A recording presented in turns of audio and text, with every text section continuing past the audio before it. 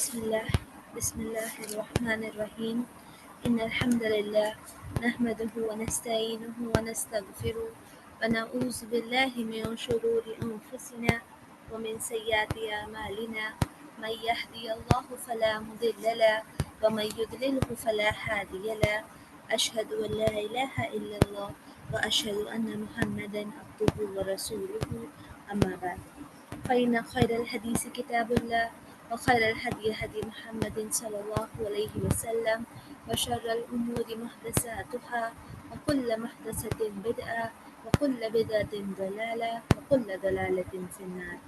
فقال الله تعالى في القرآن المجيد والفرقان الحميد أعوذ بالله من الشيطان الرجيم بسم الله الرحمن الرحيم إن عدة الشهور عند الله 12 شهرا في كتاب الله يوم خلق السماوات والأرض. السلام علیکم ورحمۃ اللہ وبرکاتہ.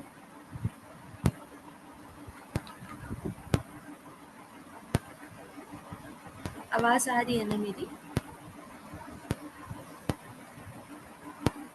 جی جی. الحمدللہ، تمام تعریف اللہ رب العزت کے لیے جس نے آج ہمیں یہ توفیق دی کہ ہم اس کے دین کے کام کے لیے، اس کے دین کو سیکھنے کے لیے ایک جگہ جمع ہوں. ان گنت درود ہو نبی صلی اللہ علیہ وسلم پر جنہوں نے اپنی رسالت کا پورا حق ادا کیا. اللہ تعالیٰ جو کہ مالک کائنات ہے، اللہ تعالیٰ وہ رب جس نے تمام چیزوں کو پیدا کیا، اس رب نے ایک پیدائش میں مرحلہ طے کیا، اور وہ یہ کہ اللہ تعالیٰ نے ہر چیز کی خلقت کو ایک اور چیز کی خلقت سے امتیاز کر دیا. جیسے اگر ہم دیکھیں تو جتنے بھی گھر ہیں زمین میں، روئے زمین میں بسنے والی جتنی بھی مسجدیں ہیں، تمام تر مسجدیں کس کی ہے؟ اللہ تعالیٰ کی. ان پر بہت ساری مخلوقیں بنائی، اور ان مخلوقوں میں سے اللہ تعالیٰ نے بعض مخلوقوں کیا کر دی؟ بعض پہ فضیلت دے دی. جیسے کہ اللہ تعالیٰ نے مسجدیں تو بنائی، اور تمام مسجدیں اللہ کی گھر ہے، لیکن ان تمام گھروں میں سے کچھ ایسے گھر ہیں جنہیں اللہ تعالیٰ نے عظمت دی اور خاص کر لیا. جیسے مسجد اقصی اور ہمارا مسجد حرم، اور کچھ جگہ ایسی جو اللہ تعالیٰ نے اپنے لیے خاص کر لیا. اب حرمت، عظمت کے سارے الفاظ ہم استعمال کرتے ہیں کوئی ایک چیز کے لیے جو اللہ تعالیٰ نے کسی کے لیے خاص کر دی. اب اللہ تعالیٰ جو ہے وہ مکان کا بھی رب ہے، جیسے اللہ تعالیٰ زمینوں کا رب ہے، اسی طرح اللہ تعالیٰ زمان کا بھی رب ہے. زمان یعنی زمانہ، وقت. اللہ تعالیٰ کے ہی کیا ہے؟ تمام وقت ہے، لیکن اللہ تعالیٰ نے اگر جسے چاہا اس وقت کو بھی اللہ تعالیٰ کیا کر دیتا ہے؟ خاص کر دیتا ہے. مثال کے طور پر 12 مہینے کیا ہے؟ اللہ ہی کے ہیں، لیکن 12 مہینوں میں ہم دیکھتے ہیں اللہ تعالیٰ نے رمضان کے مہینے کو اپنے لیے کیا کر لیا؟ خاص کر لیا. اسی طرح اللہ تعالیٰ نے ان 12 مہینوں میں سے 4 ایسے مہینے چن لیے جو اللہ تعالیٰ نے عظمت کے لیے اپنی خاص کر لیا. اور ان 4 مہینوں کے بارے میں اللہ تعالیٰ خود قرآن میں فرماتے ہیں ان عدت الشہور عند اللہ 12 شہرا، کہ اللہ کے نزدیک تو مہینے 12 ہی ہیں، لیکن ان 12 میں سے فی کتاب اللہ، یہ مہینے کیا ہے؟ 12 مہینے درج کر دیا اللہ تعالیٰ نے اپنی کتاب میں. یوم خلق السماوات والارض، اور یہ کب ہوا؟ جب اللہ تعالیٰ نے آسمان اور زمین بنائے، اسی وقت اللہ تعالیٰ نے درج کر دیا کہ میرے لیے کتنے مہینے ہیں؟ 12 مہینے. آگے اللہ تعالیٰ کہتے ہیں منہا اربعۃ حروم، اور ان 12 مہینوں میں سے 4 مہینے ایسے ہیں جو کیا ہے؟ حرمت والے ہیں. اللہ تعالیٰ کہتے ہیں ذالک الدین القیم فلا تظلموا فیہن انفسکم، یہ کیا ہے؟ اللہ تعالیٰ کا واضح دین ہے اور یہی مضبوط دین ہے، تم کیا نہ کرو؟ اس مہینوں میں اپنے آپ پر ظلم نہ کرو. اب سوال یہ پیدا ہوتا ہے کہ 4 مہینے اللہ تعالیٰ نے تو خاص کر لیے، اب یہ 4 مہینے کون سے ہیں؟ کیا اس میں رمضان آتا ہے؟ کیا کوئی جانتا ہے یہ 4 مہینے کون سے ہیں؟ چلیں میں جواب دیتی ہوں. یہ 4 مہینے کو اگر آپ کو یاد رکھنا ہے تو ایک بہت ہی آسان طریقہ ہے، ایک تفسیر ہے جو امام ابن کثیر رحمہ اللہ نے کی، اور اس تفسیر کو اگر آپ یاد رکھیں گے تو آپ کبھی نہیں بھولیں گے کہ حرمت والے 4 مہینے کون سے ہیں. تو حرمت والے 4 مہینے ہیں ذی القاعدہ، ذی الحجہ، محرم اور نفیشہ. جی آپ نے 3 بالکل صحیح کہا. اللہم بارک، بارک اللہ فی علم. ذی القاعدہ بھی ٹھیک ہے، ذی الحجہ بھی بالکل صحیح، محرم بھی بالکل صحیح. اس کے بعد جو ہے وہ ہے رجب کا مہینہ. اب اس کا مقصد کیا ہے؟ امام ابن کثیر رحمہ اللہ فرماتے ہیں کہ اللہ تعالیٰ نے جو 4 مہینے حرمت والے بنائے، اس کا مقصد یہ ہے کہ ان 4 مہینوں میں انسان کیا کرے؟ اللہ کی عبادت بغیر کسی ڈر کے کرے. جیسے آپ غور کریں، اللہ کے نبی کا جو دور تھا، جو پہلے کا دور تھا اور ابھی کا دور ہے، یہ 2 الگ طریقے کے دور ہے. سویلائزیشن کے اعتبار سے بھی یہ بہت الگ ہے. آج کے دور میں جتنا زیادہ آسانی ہم کو میسر ہے کہ ہم ایک کنٹری سے دوسرے کنٹری ٹریول کریں بغیر جان کے نقصان کے، یہ اس وقت نہیں تھا. اللہ کے نبی کے دور میں کیا تھا؟ جنگ تھی، جدال تھی، رستے رستے میں لٹیرے تھے، ڈاکو تھے جو مال کو ہتھیار لیتے تھے، جان کو خطرہ تھا. اللہ کے نبی کے دور میں حج کرنے کے لیے انسان ایک دن پہلے نہیں بلکہ ایک مہینے پہلے نکلتا تھا تاکہ وہ کیا کرے؟ حج کرے اور بیت اللہ تک پہنچ جائے، کیونکہ سفر کے ذرائع موجود نہیں تھے. تو اللہ تعالیٰ نے ان 4 مہینوں کو حرمت والا قرار دیا اور کہا کہ ان مہینوں میں انسان کیا نہ کرے؟ جنگ نہ کرے، جدال نہ کرے، جھگڑا نہ کرے، ایک دوسرے کی جان کو، مال کو نقصان نہ پہنچائے.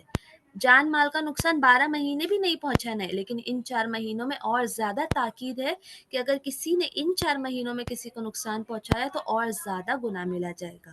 تو ذی القاعدہ کا مہینہ یہ ایسا مہینہ ہے جس میں حاجی نکلتے ہیں حج کرنے کے لیے، اسی لیے یہ کیا ہے؟ حرمت والا ہے، تاکہ ہر ایک انسان اپنے گھر سے امن کے ساتھ نکلے اور حج کرے. پھر ذی الحجہ کا مہینہ، جس مہینے میں حج ہوتی ہے. تو حج جب ہوگی تب جنگ وغیرہ ہوگی تو عبادت میں خلل ہوگی، تو حج کا مہینہ بھی کیا ہے؟ ذی الحجہ، حرمت والا. پھر محرم کا مہینہ کون سا مہینہ ہے؟ جس میں حاجی حج کر کے پھر سے گھر کی طرف لوٹتے ہیں، تاکہ وہ گھر کی طرف بھی کیا کرے؟ امان سے لوٹ جائیں. اور اس کے بعد رجب کا مہینہ. یہ مہینہ کیوں؟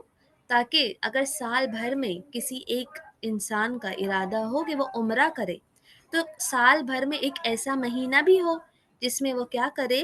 سکون و اطمینان سے جا کر بیت اللہ کا عمرہ کر لے. تو اس لیے رجب کا مہینہ. آپ سب کو سمجھ میں آیا؟ چلے میں آپ کی خاموشی کو ہاں سمجھتی ہوں. اس کے آگے ہم بڑھتے ہیں. 4 مہینے جو ہیں وہ ہم نے سن لیے، جو ہے کیا؟ حرمت والے مہینے. اب حرمت والے مہینوں میں اللہ تعالیٰ نے بہت سارے کام جو ہے ہم کو کرنے سے منع کر دیا، اور ہم اب ایک حرمت والے مہینے سے گزر رہے ہیں، اور یہ مہینہ کون سا ہے؟ محرم کا مہینہ.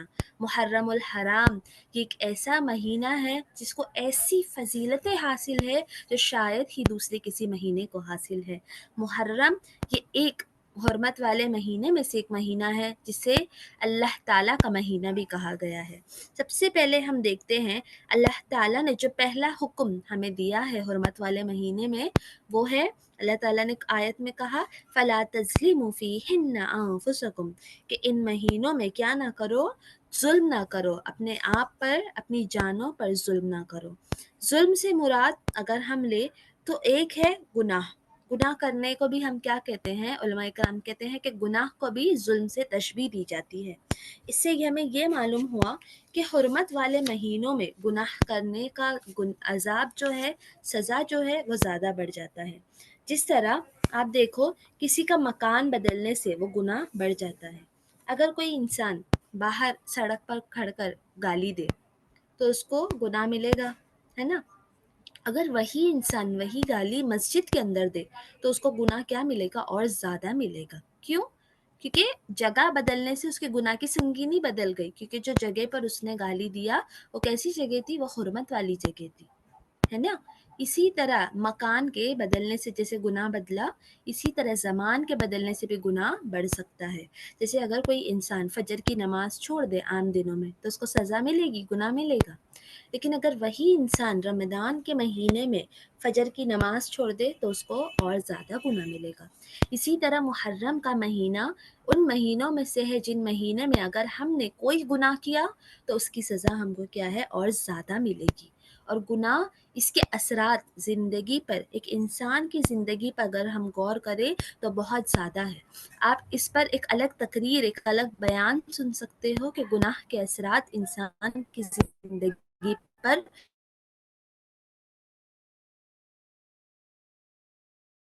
کیسے ہوتے ہیں۔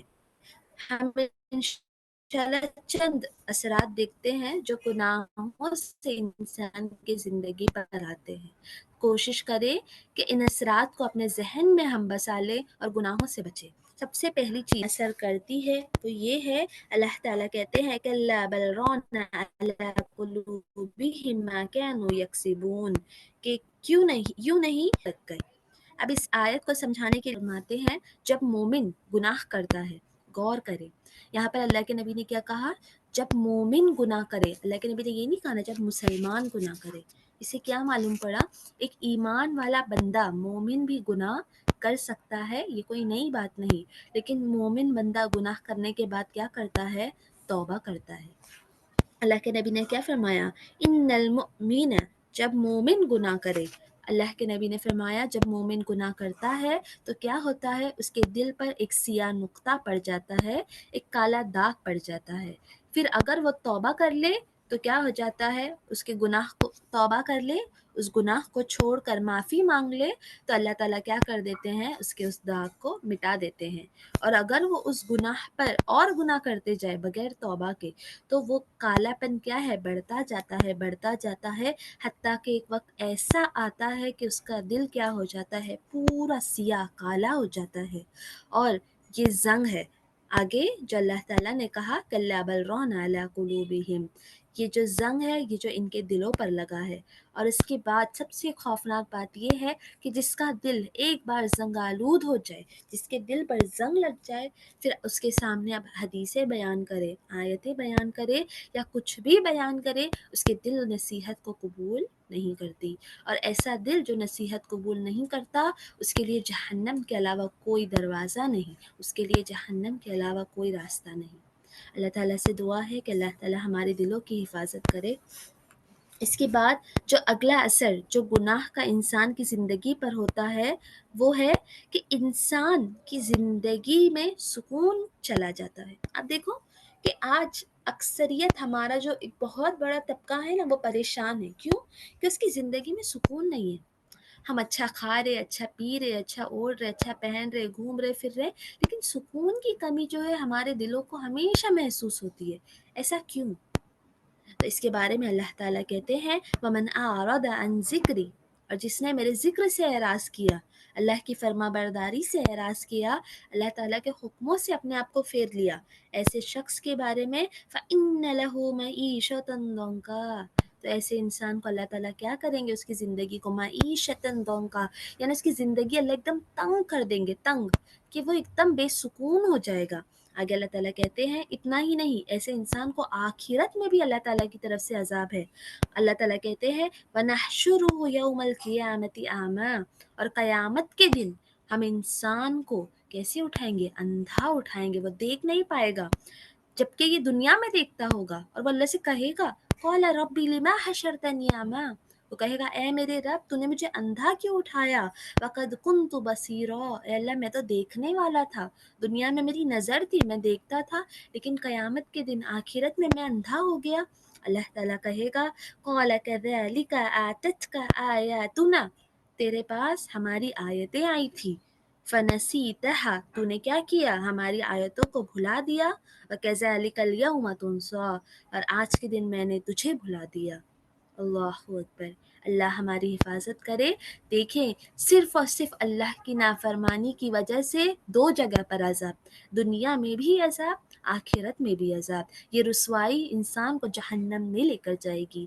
گناہ سے اپنے آپ کو بچائیں، چاہے وہ حرمت والے مہینے ہوں یا غیر حرمت والے مہینے ہوں، اور حرمت والے مہینوں میں تو زیادہ بچائیں کیونکہ اس میں کیا ہے، گناہ اور زیادہ بڑھ جاتے ہیں۔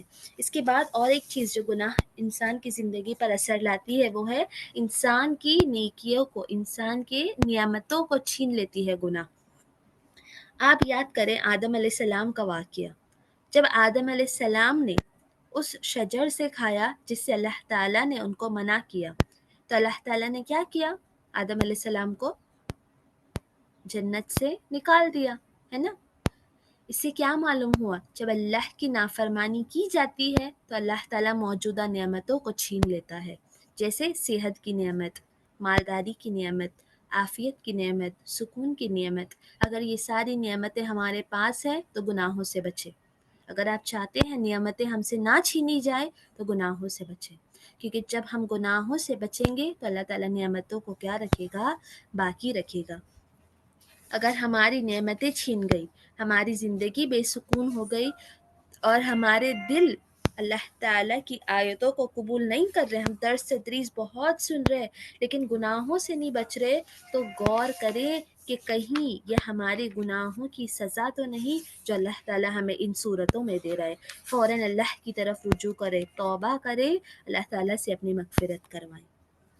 یہ حرمت والے مہینے کا پہلا حکم جو اللہ نے کہا وہ کیا تھا؟ کہ ہم اپنی جانوں پہ ظلم نہ کریں، یعنی گناہوں سے بچیں۔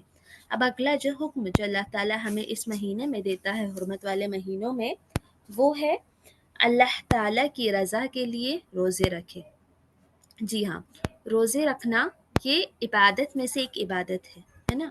اور حرمت والے مہینوں میں ہمیں عبادت زیادہ کرنی ہے۔ اللہ کے نبی صلی اللہ علیہ وسلم نے رمضان محرم کے بارے میں فرمایا، افضل الصیام بعد رمضان، سب سے افضل روزہ کس کے بعد؟ رمضان کے بعد۔ شہر اللہ محرم، محرم جو اللہ کا مہینہ ہے اس کا روزہ ہے۔ آپ دیکھیں کہ سال کے 12 مہینوں میں سے کوئی بھی مہینے کو ایسی فضیلت حاصل نہیں جو محرم کو حاصل ہے۔ محرم کو اللہ کے نبی نے کیا کہا؟ شہر اللہ، کہ اللہ کا مہینہ ہے۔ اللہ کا مہینہ کون سا مہینہ ہے؟ محرم کا مہینہ۔ اب اللہ اپنے نام کے ساتھ محرم کا نام کیوں جوڑ رہا ہے؟ تاکہ اللہ کیا کرے؟ اس مہینے کی عظمت بتائے۔ جیسے مثال کے طور پر ساری اونٹنیاں اللہ کی ہے نا، جتنے بھی اونٹ ہیں، اونٹنیاں، کیملز، شی کیمل، تمام اونٹنیاں کس کی ہے؟ اللہ کی ہے۔ لیکن ایک اونٹنی ایسی ہے جس کو اللہ تعالیٰ نے کہا ناقۃ اللہ، اللہ کی اونٹنی۔ یہ کون سی اونٹنی ہے؟ کوئی بتا سکتا ہے؟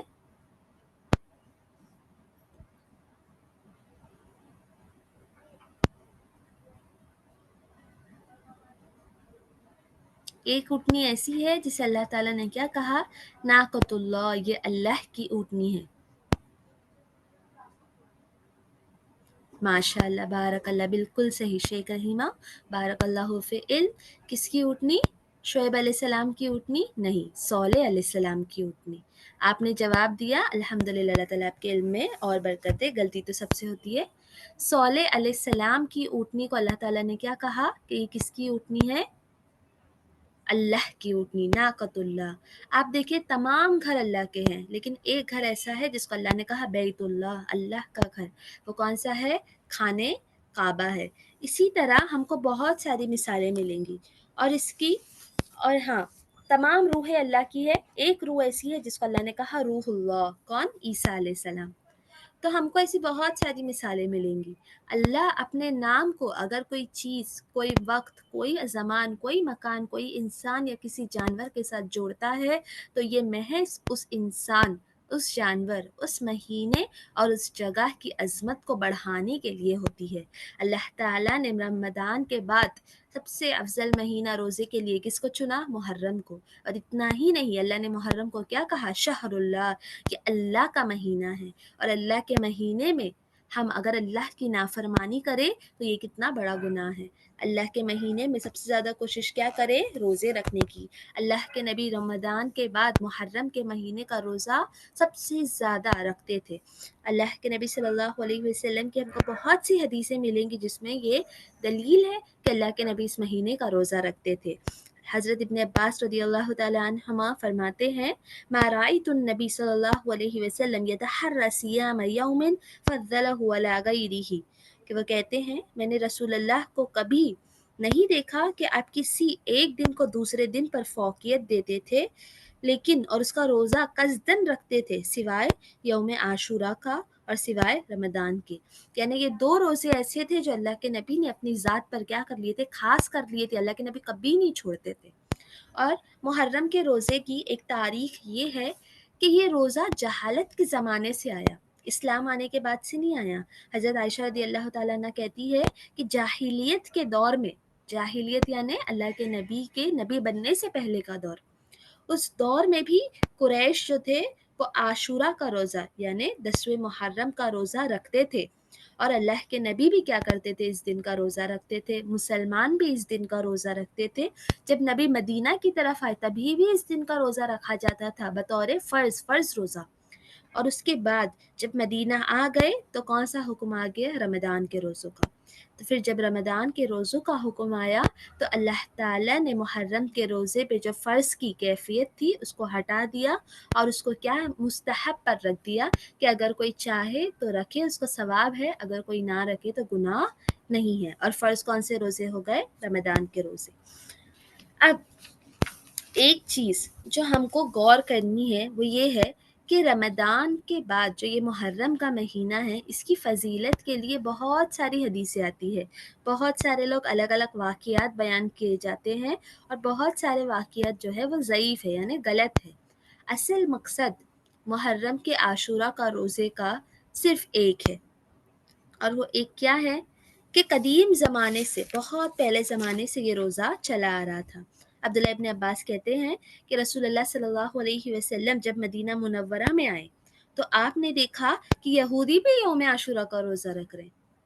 پہلے قریش بھی رکھتے، مسلمان بھی، اور اب انہوں نے کیا دیکھا، یہودی بھی کیا کر رہے ہیں، اس دن کا روزہ رکھ رہے ہیں۔ تو آپ صلی اللہ علیہ وسلم نے ان سے پوچھا کہ آپ لوگ یہ روزہ کیوں رکھ رہے ہو؟ تو یہودیوں نے اللہ کے نبی کو خبر دی کہ یہ ایک عظیم دن ہے۔ وہ کہتے ہیں کہ اس دن اللہ تعالیٰ نے موسیٰ علیہ السلام کو اور ان کی قوم کو فرعون سے نجات دی، اور فرعون کو اللہ تعالیٰ نے غرق کر دیا یعنی سمندر میں ڈبا دیا۔ چنانچہ حضرت موسیٰ علیہ السلام نے اسی دن کا روزہ شکرانہ کے طور پر رکھا، اسی لیے ہم بھی کیا کرتے ہیں، اس دن کا روزہ شکرانہ کے طور پر رکھتے ہیں۔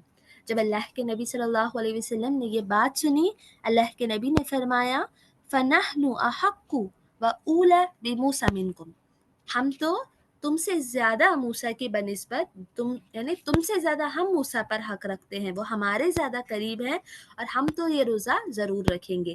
پھر اللہ کے نبی صلی اللہ علیہ وسلم خود بھی اس دن کا روزہ رکھتے تھے، اور صحابہ اکرام کو بھی اس دن کا حکم دیتے تھے کہ آپ بھی کیا کرو، اس دن کا روزہ رکھو۔ اب یوم عاشورہ کا یہ جو روزہ ہے، دیکھیے قریش جو تھے وہ یہ روزہ کیوں رکھتے تھے یہ ہم کو نہیں پتا، شاید یہ اگر ہم اور تحقیق کریں تو انشاءاللہ ہم کو معلوم ہوگا، لیکن انشاءاللہ اگر مجھے کوئی تحریر ملتی ہے تو میں گروپ میں ضرور بھیجوں گی۔ اب فی الحال ہم اتنے پہ غور کریں کہ قریش بھی اس کا روزہ رکھتے تھے، اور یہود کیوں رکھتے تھے وہ ہم کو الحمدللہ معلوم ہو گیا۔ اب آپ دیکھو گے کہ نبی صلی اللہ علیہ وسلم کی زندگی میں ایک عمل تھا کہ نبی اپنی شعبے زندگی میں، چاہے وہ چھوٹی ہو بڑی ہو، کوئی بھی معاملات ہو، یہود کی مخالفت کرتے تھے۔ یعنی کوئی کام اگر یہود کرے تو اللہ کے نبی کیا کرتے تھے، اس کی مخالفت کرتے تھے، اس کا اپوز کرتے تھے اور دوسرا کام کرتے تھے۔ جیسے میں آپ کو ایک مثال دیتی ہوں، یہودیوں میں یہ طریقہ ہے کہ وہ اپنے بالوں کو سفید چھوڑ دیتے ہیں، وہ اپنے بالوں کو مہندی نہیں لگاتے۔ تو اللہ کے نبی نے لوگوں کو کیا حکم دیا کہ تم کیا کرو، جب بال سفید ہو جائے تو اس پر مہندی لگاؤ، تاکہ کیا ہو، یہود کی مخالفت ہو۔ یہود جو ہے وہ مونچھیں بڑھاتے ہیں اور داڑھی نہیں بڑھاتے، تو اسلام میں کیا حکم ہے کہ تم مونچھوں کو کاٹو اور داڑھی کو بڑھاؤ۔ اللہ کے نبی نے اپنی شعبے زندگی میں ہر جگہ کیا کیا، یہود کی مخالفت کری۔ اسی طرح یہ روزے میں بھی اللہ کے نبی نے کیا چاہا کہ وہ یہود کی مخالفت کرے۔ اللہ کے نبی صلی اللہ علیہ وسلم نے فرمایا فَإِذَا كَانَ الْعَامَ مُقْبِلًا إِنْ شَاءَ اللَّهُ صُمْنَا الْيَوْمَ التَّاسِعَ، کہ اگر میں آئندہ سال زندہ رہا، اگر آئندہ سال آئے گا تو میں 9 محرم کا بھی کیا کروں گا، روزہ رکھوں گا۔ کیونکہ یہود کیا ہے، 10 محرم کا روزہ رکھتے ہیں۔ اللہ کے نبی نے کہا کہ میں مخالفت کروں گا ان کی، اور میں 9 اور 10 دونوں دن کا کیا کروں گا، روزہ رکھوں گا۔ تو انشاءاللہ ہم بھی کوشش کریں کہ 9 دن کا اور 10 دن کا دونوں روزہ رکھیں۔ اب اگر کسی ایک انسان کا، کسی شخص کا کوئی عذر کی بنا پر 9 دن کا روزہ چھوٹ گیا تو وہ کیا کرے، وہ 10 دن کا روزہ رکھے اور 11 دن کا روزہ رکھے، ایسے بھی روزہ رکھنا جائز ہے۔ اتنا سب کو سمجھ میں آیا؟ ہم آگے بڑھے. اس کے بعد جو اگلا حکم ہے محرم کے مہینے میں وہ یہ ہے کہ محرم کا مہینہ، یہ مقدس مہینہ، یہ پاک مہینہ، یہ حرمت والا مہینہ ہمارے سال کے آغاز کا مہینہ ہے. اسلامی سال کب شروع ہوتے ہیں؟ محرم سے نا. ہمارا کیلنڈر کب سٹارٹ ہوتا ہے؟ ہمارا پہلا منتھ کون سا ہے؟ محرم ہے. اب یہ جو محرم ہے یہ پہلا مہینہ کیسے بنا؟ اس کی بھی کوئی وجہ ہے نا، ایسے ہی تو نہیں محرم بن گیا. اللہ کے نبی صلی اللہ علیہ وسلم کون سے سال پیدا ہوئے؟ اللہ کے نبی کی پیدائش کون سے سال ہوئی؟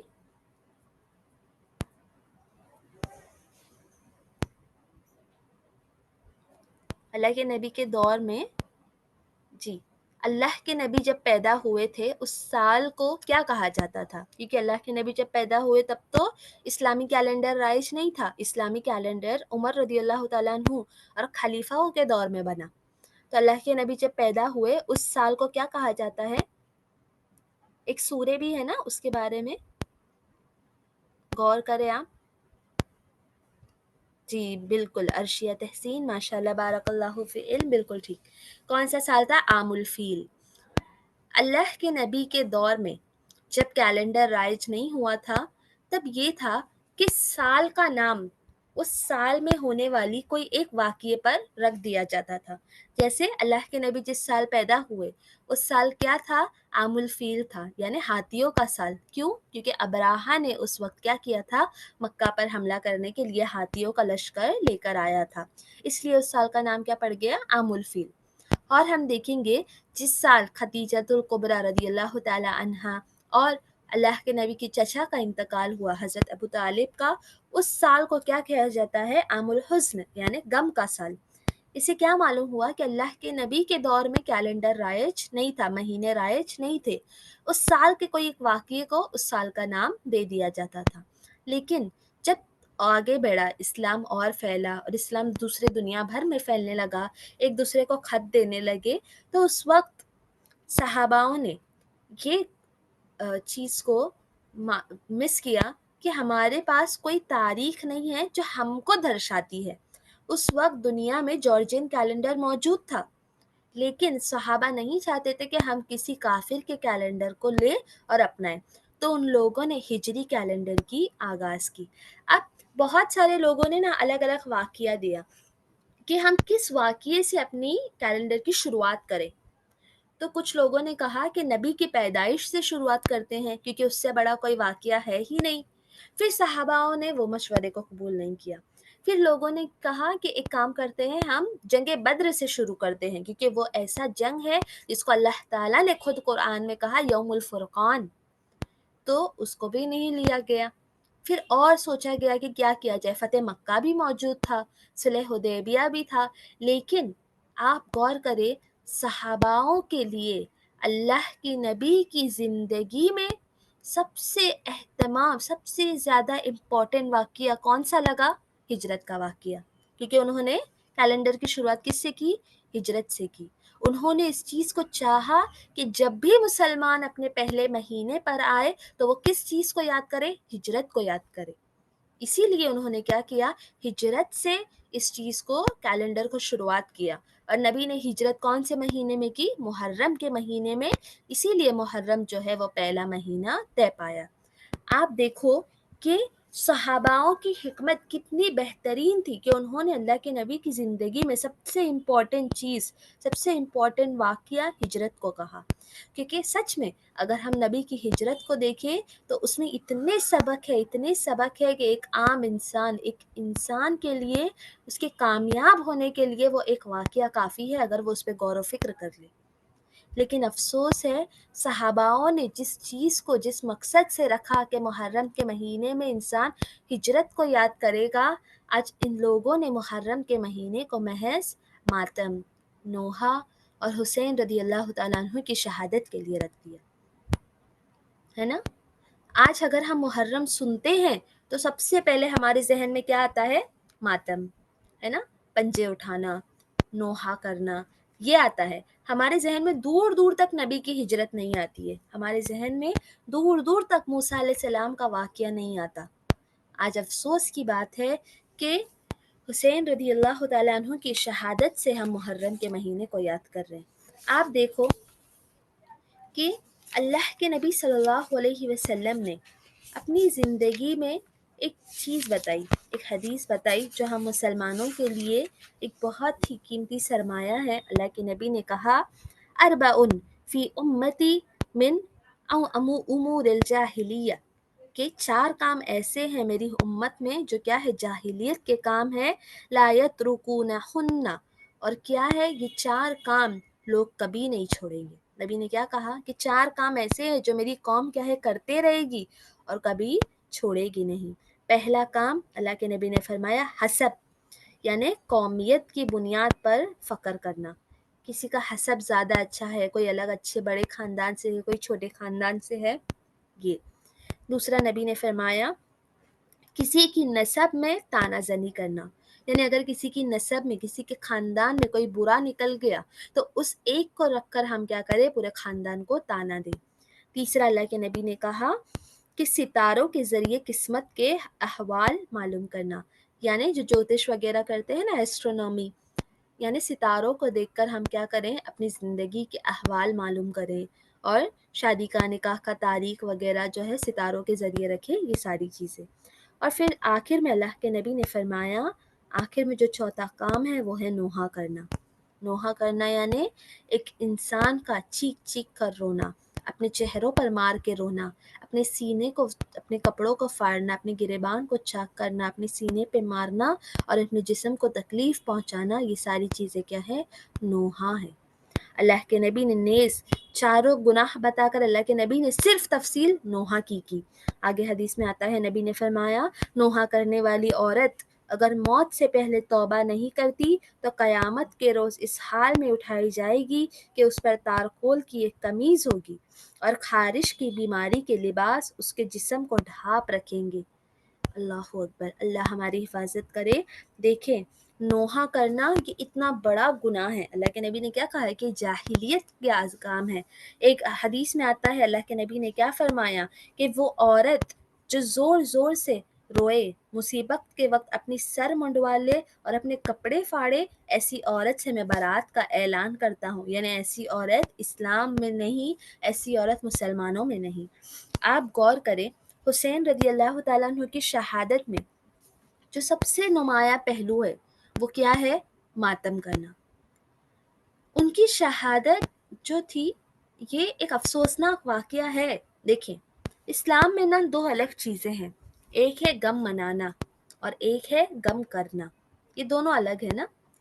غم ان کی وفات کا، ان کی شہادت کا ہر مسلمان کے دل میں ہے۔ اگر کوئی شخص کے دل میں حسین رضی اللہ تعالیٰ عنہ کی شہادت کا غم نہیں تو وہ مسلمان ہی نہیں، اس کے دل میں غم ہونا چاہیے۔ اچھا آواز نہیں آ رہی، اب آ رہی ہے آواز؟ دیکھیں حسین رضی اللہ تعالیٰ عنہ کی شہادت کا غم کرنا کہ ہر مسلمان کے ذمے ہے، لیکن غم منانا اور اس غم کو لے کر بیٹھ جانا یہ کیا ہے، بہت غلط ہے، یہ جاہلیت کا کام ہے۔ آپ دیکھیں اللہ کے نبی صلی اللہ علیہ وسلم جو ہے حسین اور حسن رضی اللہ تعالیٰ عنہ سے بہت محبت کرتے تھے، اتنی محبت کرتے تھے کہ اللہ کے نبی صلی اللہ علیہ وسلم کی ہم کو بعض حدیثیں ملتی ہیں، اللہ کے نبی کیا کہتے ہیں کہ اے اللہ، اللہم انی احبہما، اے اللہ میں ان دونوں سے محبت کرتا ہوں، فاحبہما، تو تو بھی اللہ ان دونوں سے محبت کر۔ ایک دفعہ اللہ کے نبی صلی اللہ علیہ وسلم منبر پر خطبہ دے رہے تھے، اسی دوران حضرت حسن اور حسین کیا ہے، سرخ کپڑے میں یعنی لال کپڑے میں قمیص پہنے کیا ہے خطبے کے دوران آ جاتے ہیں، اور وہ بہت چھوٹے ہوتے ہیں تو وہ لڑکھڑاتے ہیں، گرتے ہیں، تو اللہ کے نبی خطبہ دیتے ہیں، لیکن اللہ کے نبی کو ان کی محبت ان کو دیکھ کر محبت اللہ کے نبی کی جوش مارتی ہے۔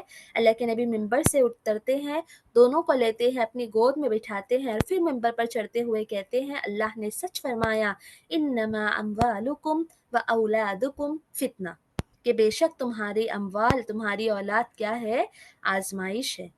اللہ کے نبی صلی اللہ علیہ وسلم ان سے محبت کرتے تھے، اور جس سے نبی محبت کرے اس سے ہمارا محبت کرنا لازم ہے۔ ہمارے دلوں میں بھی حضرت حسن حضرت حسین کی محبت کیا ہے؟ پیوست ہے، لیکن اس کا مطلب یہ نہیں نا کہ ہم ان کی محبت کا کیا کریں؟ ڈنکا بجائے، ان کی محبت اور ان کی شہادت کا کیا کریں؟ ماتم منائیں۔ دیکھیں کربلا کا جو واقعہ ہے یہ بتانا محرم میں مقصد نہیں ہوتا، محرم کا مقصد تو کچھ اور ہے، لیکن کیونکہ آج بدعتیں اتنی زیادہ بڑھ گئی ہے، اس کی بنا پر ہم کو کیا کرنا پڑ رہا ہے؟ کربلا کا واقعہ بھی سنانا پڑ رہا ہے تاکہ لوگ جان لے کہ اصل واقعہ کیا ہے اور غلط واقعہ کیا ہے۔ آپ کو حیرانی ہوگی یہ بات جان کر کہ کربلا کے بارے میں ہمارے پاس بہت ساری حدیثیں موجود ہیں، بہت اس کی گنتی اگر کرنے جائیں تو ہم گن نہیں پائیں گے، بہت ساری حدیثیں موجود ہیں، لیکن ان ساری حدیثوں میں کربلا کے واقعے کو درشانے والی صحیح حدیث صرف اور صرف 2 ہے، صرف 2۔ آپ محققین کے پاس جائیں، آپ تاریخ نگاہوں کے پاس جائیں اور تاریخ میں جا کر غور کریں، آپ کو 2 روایت کے علاوہ کوئی روایت نہیں ملے گی جو کربلا کے واقعے کو سمجھاتی ہے۔ انشاءاللہ میں آپ کو وہ 2 صحیح روایت کے پس منظر پہ کربلا کا واقعہ جتنا صحیح ہم کو ملتا ہے وہ آپ کو بتاتی ہوں۔ دیکھیں آپ سب کا دھیان ہے نا، کیونکہ اب یہاں پر غور کرنے والی بات ہے۔ چلیں سب سے پہلے ہم یہ دیکھیں کہ اللہ کے نبی صلی اللہ علیہ وسلم کے بعد 4 خلیفہ بنے۔ کون کون؟ حضرت ابو بکر صدیق، عمر رضی اللہ تعالی عنہ، عثمان رضی اللہ تعالی عنہ اور علی رضی اللہ تعالی عنہ، 4 بنے۔ اب یہ 4 خلیفہ کے بعد علی رضی اللہ تعالیٰ عنہ آخری خلیفہ رسول تھے، ان کے بعد کیا ہو گئے؟ خلافت کا نظم ختم ہو گیا۔ اب خلافت ختم ہو گیا لیکن اسلام تو باقی ہے، اسلامی ملک باقی ہے، اسلامی لوگ باقی ہے۔ اب اسلام کا خلیفہ یعنی اسلام کا کوئی ایک جو ہے بڑا لیڈر، حکومت کرنے والا والی کون بنا؟ امیر معاویہ، معاویہ بن ابو سفیان، جو کیا تھے؟ ابو سفیان بن حرب کے بیٹے تھے۔ معاویہ یہ علی رضی اللہ تعالیٰ عنہ کے دور میں کیا تھے؟ شام جو کہ کنٹری ہے وہاں کے گورنر تھے، لیکن علی رضی اللہ تعالیٰ عنہ کے انتقال کے بعد خلیفہ کون بنتا تھا؟ حسن رضی اللہ تعالیٰ عنہ بنتے تھے اگر دیکھا جائے، لیکن حسن رضی اللہ تعالیٰ عنہ نے کیا کہا کہ میں مسلمانوں میں فتنے اور جھگڑے نہیں چاہتا، میں کیا کرتا ہوں؟ خلافت سے دستبردار ہوتا ہوں، اپنی پوزیشن چھوڑتا ہوں، میرے بدلے خلیفہ کون بن جائے مسلمانوں کے؟ ایک معاویہ بن جائے۔ اتنا کلیئر ہے؟ اب ہوا یہ کہ معاویہ نے اپنی زندگی میں یہ بات کہہ دی کہ اگر میرے بعد کوئی خلیفہ بنے گا تو وہ میں حسن رضی اللہ تعالیٰ عنہ کو چنتا ہوں۔ لیکن ہوا یہ کہ حسن رضی اللہ تعالیٰ عنہ کی وفات معاویہ کی زندگی میں ہو گئی۔ اب معاویہ رضی اللہ تعالیٰ عنہ نے اپنے بعد خلیفہ کس کو چنا؟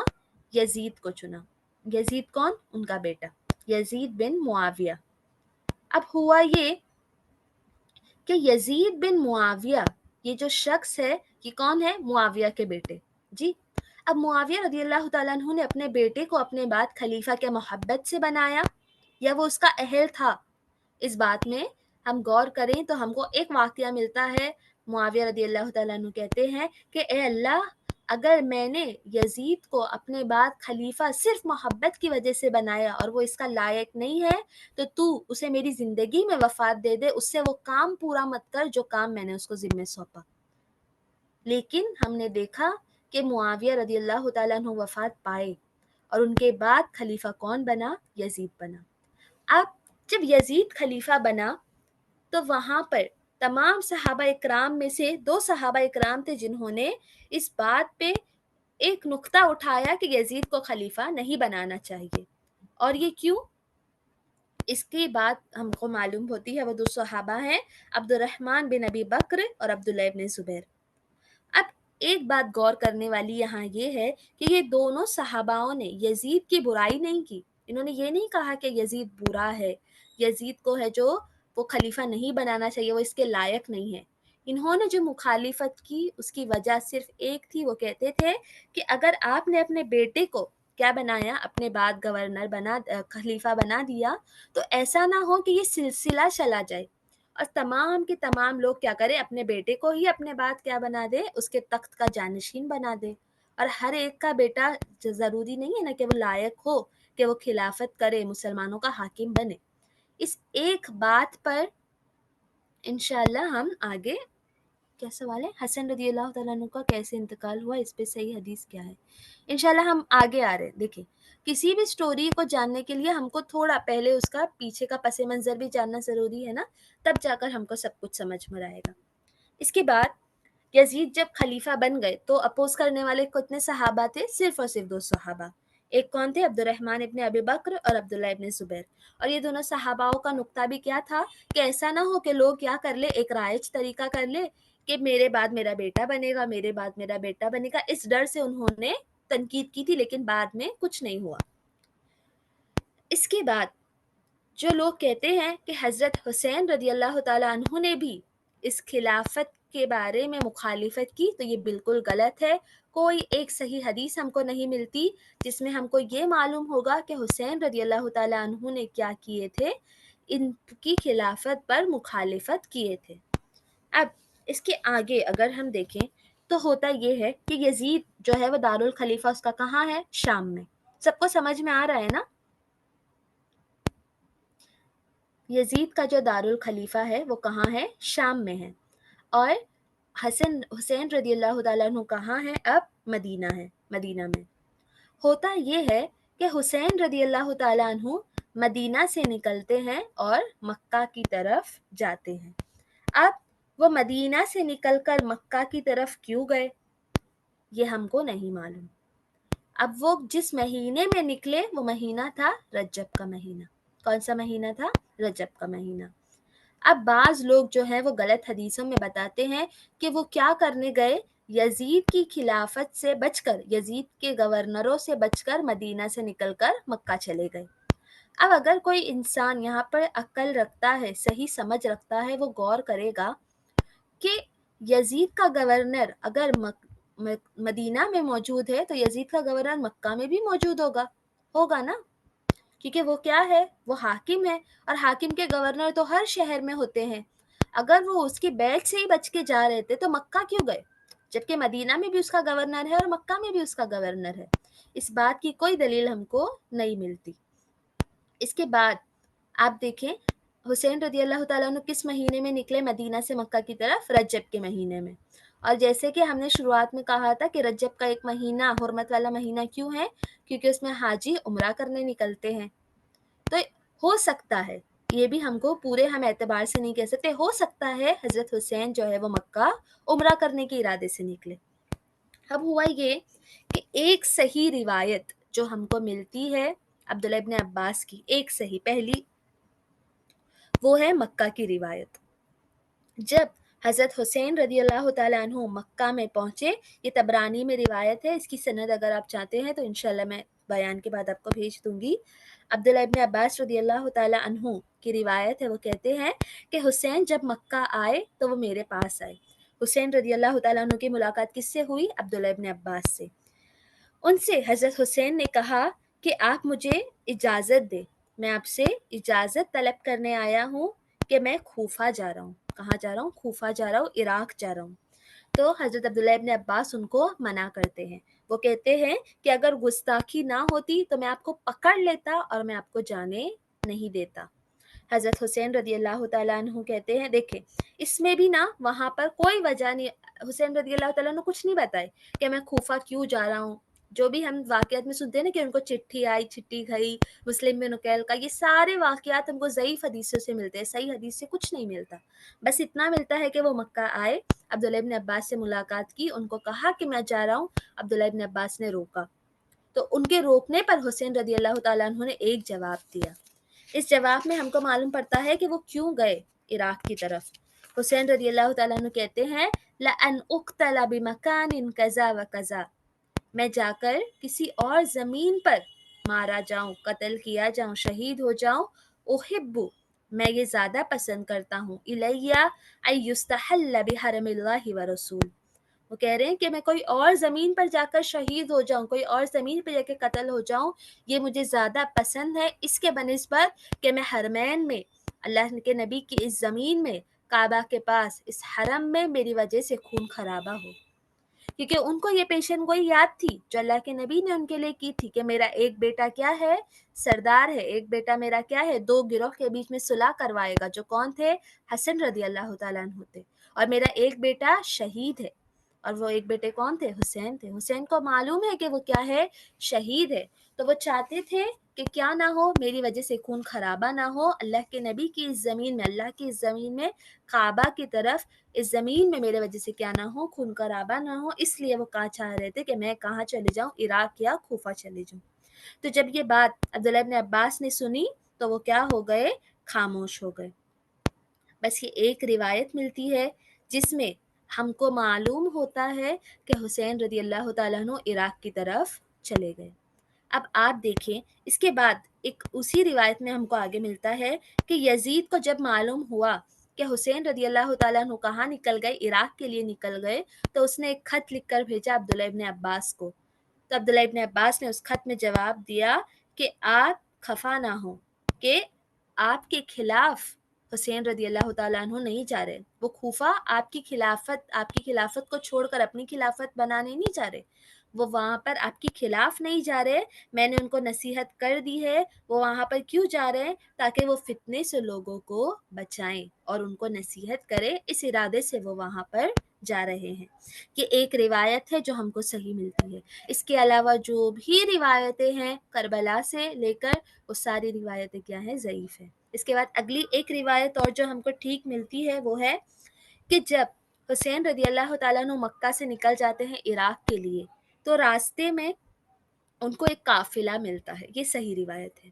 راستے میں ان کو کیا ملتا ہے؟ ایک قافلہ ملتا ہے، وہ قافلہ کہتا ہے کہ آپ کوفہ مت جائیے، آپ جو ہے عراق کی طرف مت جائیے، آپ کا وہاں جانا ٹھیک نہیں ہے۔ اور جب حسین رضی اللہ تعالیٰ عنہ نے ان کی باتیں سنی تو انہوں نے کیا ارادہ کر لیا؟ ٹھیک ہے اب میں وہاں نہیں جاؤں گا۔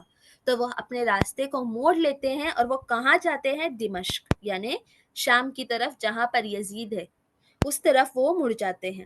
اور جب وہ راستے میں ہی ہوتے ہیں، وہ کہاں پہنچتے ہیں؟ کربلا میں پہنچتے ہیں، جو ایک جگہ ہے۔ کربلا میں جب وہ پہنچتے ہیں تو کوفہ کے سپاہی، عراق کے جو سپاہی تھے، وہ ان کو وہیں روک لیتے ہیں، اور وہ ان کو روک کر کیا کہتے ہیں کہ ان سے جھگڑا نہیں کرتے، وہ کیا کہتے ہیں کہ آپ جو ہے اگر آپ دمشق جانا چاہتے تو آپ جائیے، لیکن پہلے آپ کوفہ اور عراق کا جو گورنر ہے عبید اللہ بن زیاد، اس سے پرمیشن لے لیں اور اس کے بعد آپ چلے جائیں۔ اور اس کے بعد کیا ہوتا ہے اس بارے میں ہمیں کچھ نہیں پتا۔ اس کے بعد ساری روایتیں کیا ہے؟ خاموش ہے۔ کیسے جنگ ہوئی، کس نے کس کو قتل کیا، ایک ہم کو ملتا ہے کہ حضرت حسین کے اوپر تیر چلایا گیا۔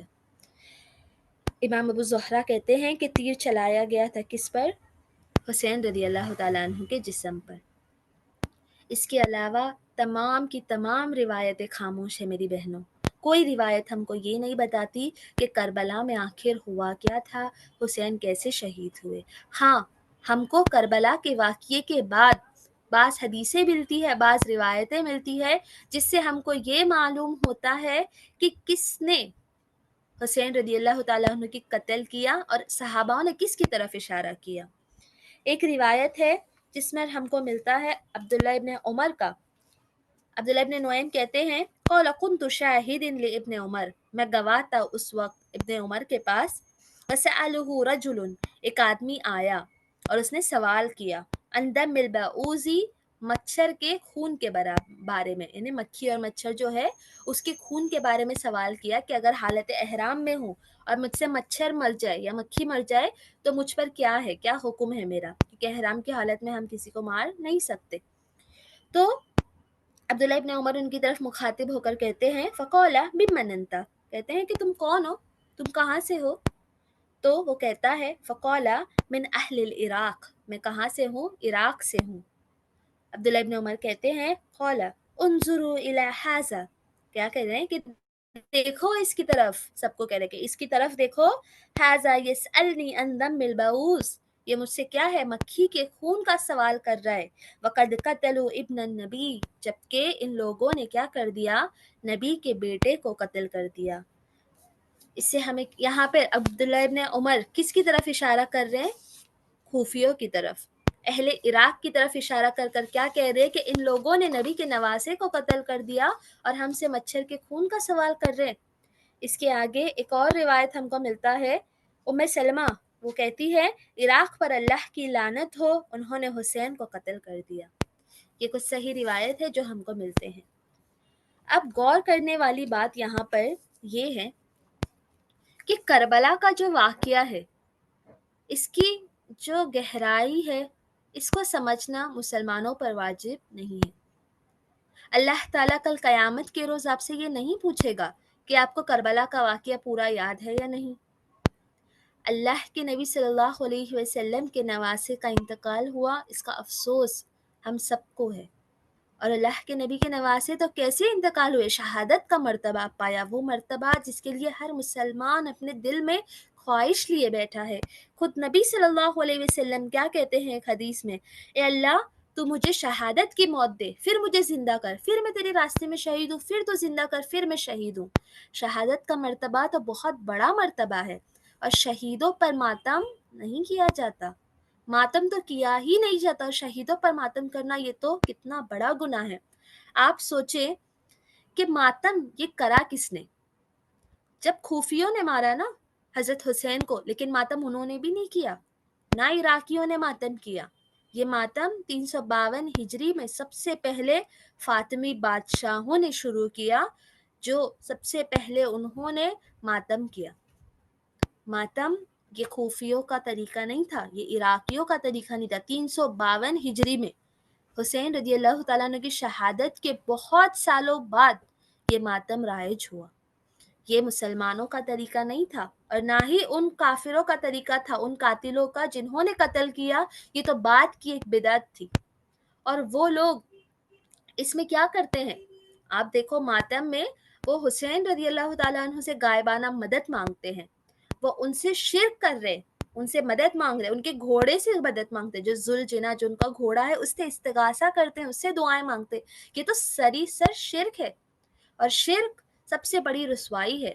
یہ لوگ جو حسین کے عقیدت والے ہیں، یہ مانتے ہیں کہ ہم حسین کے عقیدت مند ہیں، ہم ان کا عقیدہ اپناتے ہیں، لیکن وہ حسین کے عقیدے پر ہی نہیں ہے.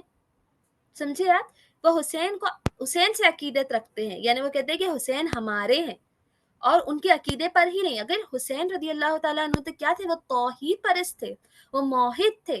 ان کے زندگی میں دور دور تک کہیں بھی شرک کا نام و نشان نہیں تھا. اور یہ لوگ جو آج اپنی نسبت حسین رضی اللہ تعالیٰ عنہ سے جوڑتے ہیں، یہ اب شرک کرتے ہیں. ان کا ان سے کیا رشتہ؟ اگر اصل دیکھا جائے تو کسی کا رشتہ ہے تو وہ اس توحید پرست کا رشتہ ہے جو ان کے عقیدے پر اپنا عقیدہ رکھتا ہے، یعنی ہم لوگوں کا. ہم جو توحید مانتے ہیں، جیسے حسین توحید مانتے تھے، حسین رضی اللہ تعالیٰ عنہ کے عقیدے پر ہمارا عقیدہ ہے، یہ اصل حسین رضی اللہ تعالیٰ عنہ سے محبت ہے. آپ دیکھو کہ یہ علی رضی اللہ تعالیٰ عنہ سے استغاثہ کرتے ہیں، ان سے مدد مانگتے ہیں، ان کی قبروں کو، ان کی مزاروں کو بڑے بڑے بناتے ہیں تعزیے، اور ان کے سامنے سجدہ ریز ہوتے ہیں، ان سے دعائیں مانگتے ہیں، ماتم کرتے ہیں. جبکہ حضرت علی رضی اللہ تعالیٰ عنہ وہ صحابہ تھے جن کو نبی نے فتح مکہ کے بعد بھیجا کہ علی آپ جائیے اور جو بھی قبر آپ کو ایک بالش سے بڑی دکھے اس کو برابر کر دو اور بتوں کو توڑ دو. وہ صحابہ جنہوں نے قبروں کو برابر کیا، جنہوں نے قبروں کو زمین کے برابر کیا، آج ان کے نام پر بڑے بڑے تعزیے بنا کر اس کے سامنے شرک کیے جا رہے. آپ دیکھو گے کہ شیعوں میں ایک بہت بڑا طبقہ ایسا ہے جو خود ماتم کے خلاف ہے. اگر نارمل ایک عقل سلیم رکھنے والا انسان ہوگا تو وہ اس چیز کے خلاف ہوگا. اس کو دیکھ کر کافروں کے دل میں کیسی دہشت پڑے گی. آپ سوچو، آج ہمارے بچوں کے سکولز چھٹی دے دیے جاتے ہیں تاکہ ہمارے بچے وہ نظارہ نہ دیکھ لیں. ایسے مسلمان ہیں.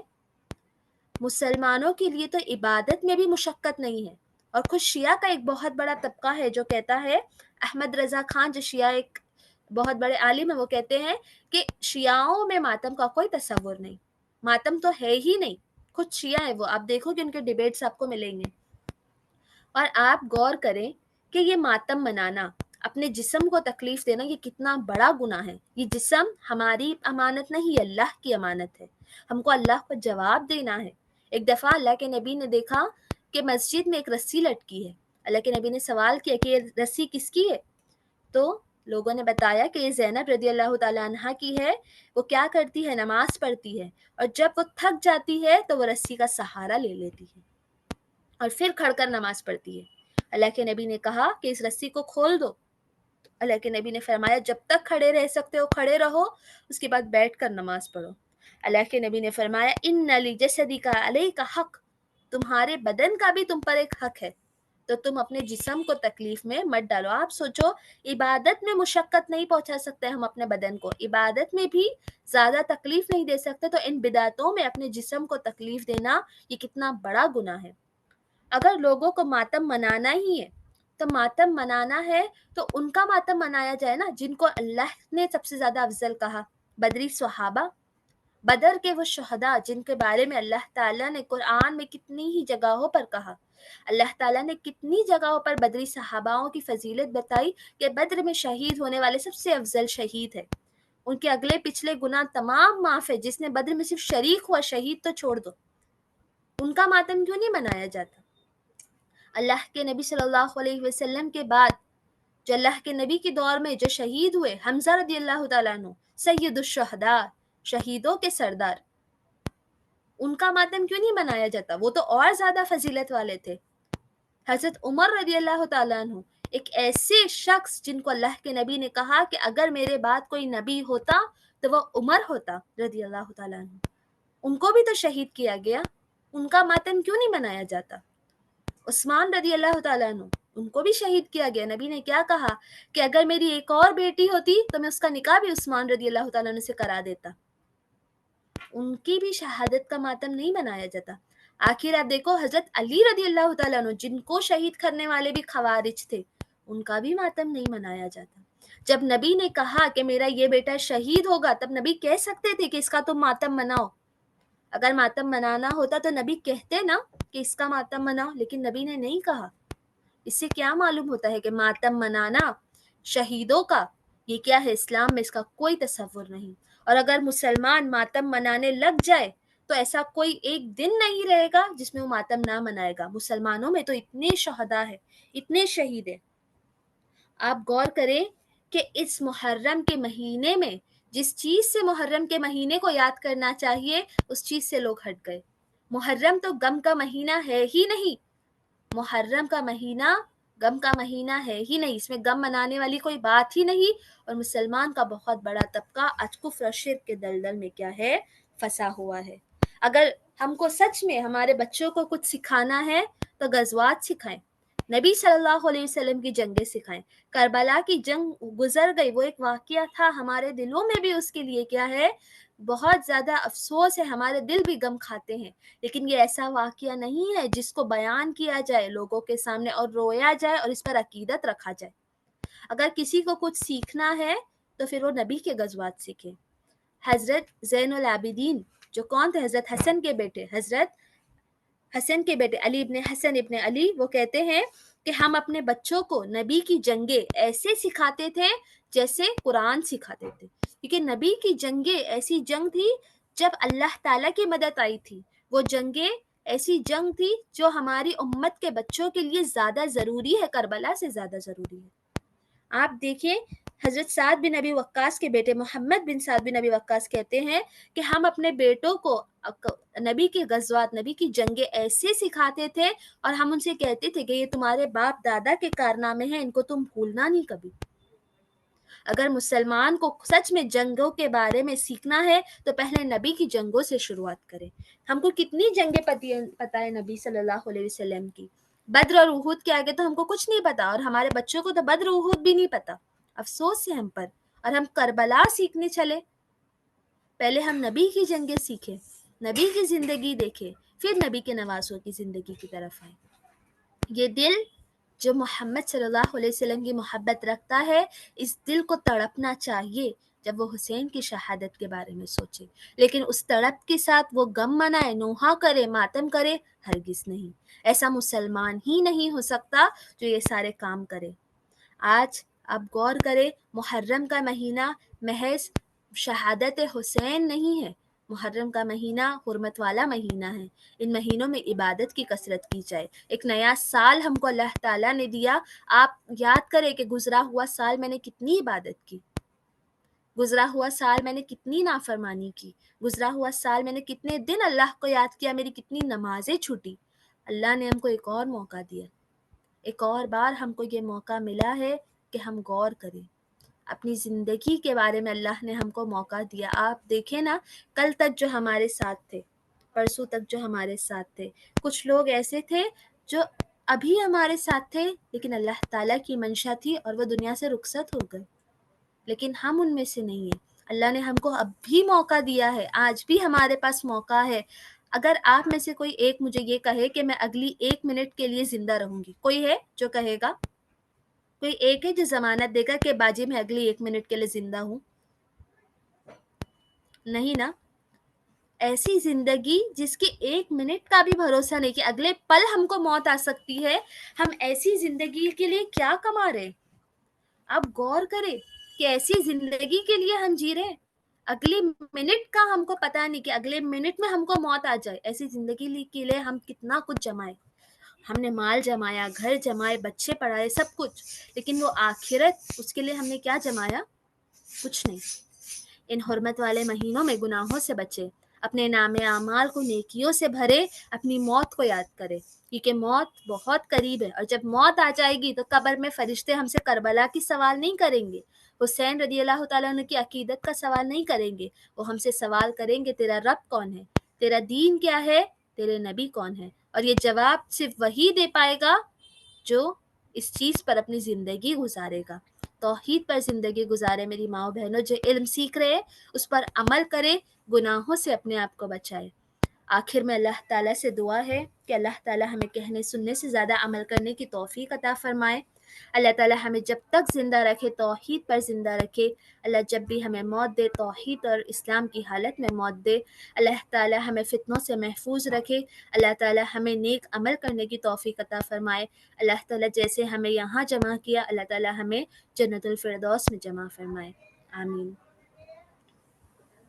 السلام علیکم ورحمۃ اللہ وبرکاتہ۔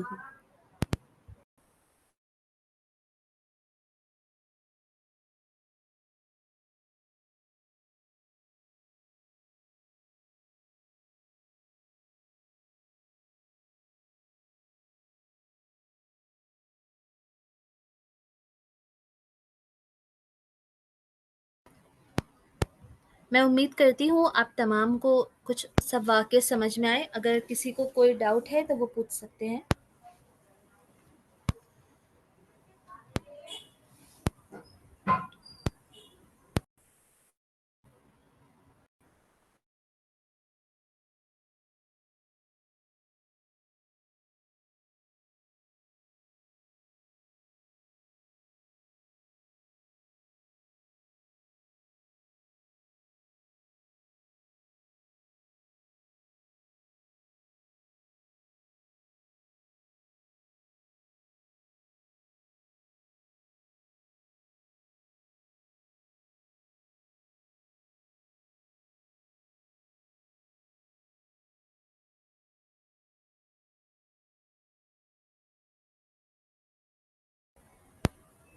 جی، سفید بال کو رکھنا یہ یہودیوں کی نشانی ہے کہ وہ اپنے بالوں کو سفید رکھتے تھے، تو ہم کو چاہیے کہ ہم اپنے بالوں کو سفید نہ رکھیں، مہندی وغیرہ کا استعمال کریں۔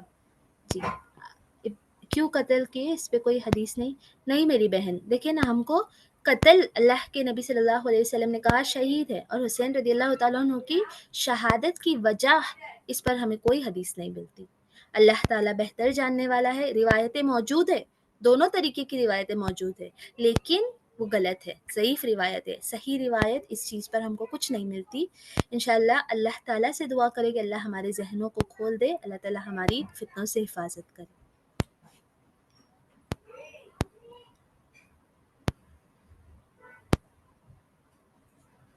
ابھی میں لیپ ٹاپ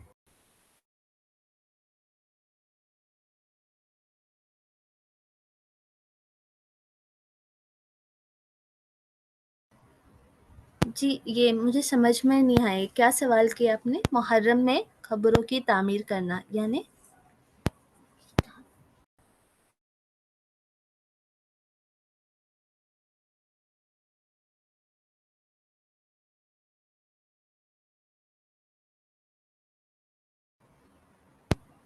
जी, जैसे मैंने आपको कहा कि कत्ल किसने किया, ये भी हमको सही हदीसों से नहीं मिलता। और असल बात ये है ना कि ये सारी चीज़ें हमारे लिए जानना ज़रूरी नहीं है। वो जिसने कत्ल किया अल्लाह ताला उसको अज़ाब देगा, अल्लाह ताला कादिर है उसको अज़ाब देने पर। हम इंशाअल्लाह उन इनको छोड़कर जो और चीज़ें हैं, जो हमारे ईमान को बढ़ाने वाली चीज़ें हैं, उस पर गौर करें इंशाअल्लाह। क्योंकि ये ऐसे मसले हैं ना साइमा, कि जिसमें हम अगर उलझते जाएँ तो हम और उलझते जाएँगे। हमको बहुत सारी चीज़ें इसमें और मिलते जाएँगी और हम नहीं जानते ये ख़त्म कहाँ होगा। क्योंकि सही हदीसें इसके बारे में बहुत कम हैं। तो हम कोशिश करें कि जितना हो सके आमन्ना व सद्दक़ना, हम ईमान लाए और हमने सदाकत इख्तियार की, और उसके बाद हम इन चीज़ों को नज़रअंदाज करें और अल्लाह से दुआ करें।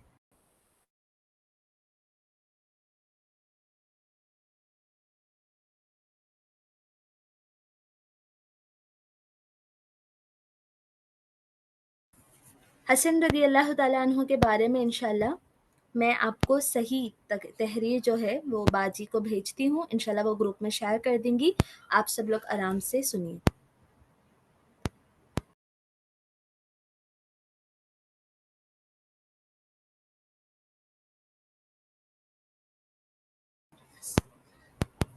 जी, बाजी खात्मे की दुआ पढ़ा दे। जी, मुहर्रम में क़ज़ा रोज़े रखे जा सकते हैं। चलिए खात्मे की दुआ पढ़ लीजिए। सुब्हानकल्लाहुम्मा व बिहम्दिका अशहदु अल्ला इलाहा इल्ला अंता अस्तगफिरुका व अतूबु इलैक। अस्सलामु अलैकुम व रहमतुल्लाहि व बरकातुहू।